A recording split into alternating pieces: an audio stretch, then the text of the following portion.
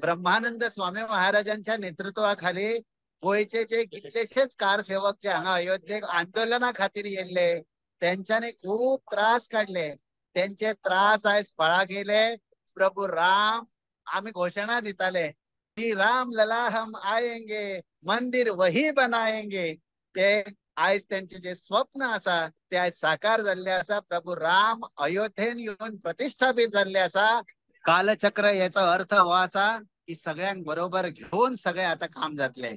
सगळ्यांच्या भरभराटीचा विचार करत असताना सगळ्यात महत्वाची गोष्ट ही की आता भारत देश झगडपाच्या भानगडीन पडतो ना.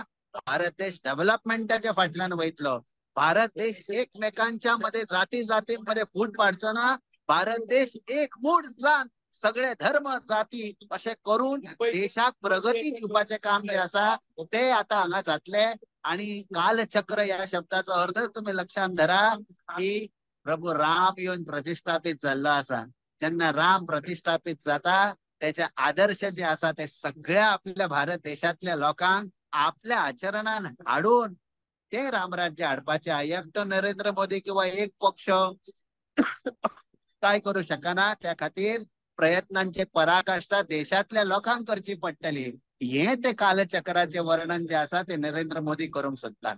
आणि माझी इच्छा आसा गोंयांतलो एक आमच्या घरातलो तरुण जो आसा तो हांगा हेच एक राम मंदिरान पावचो. माथा जो आसा त्याचा पायाचेर रामाच्या तेकोचो आणि त्यांनी शपथ घेवची आणि संकल्प करचो माझ्या घरान हांव प्रभू रामाचे चरित्र जे आहा ते दवरतलो.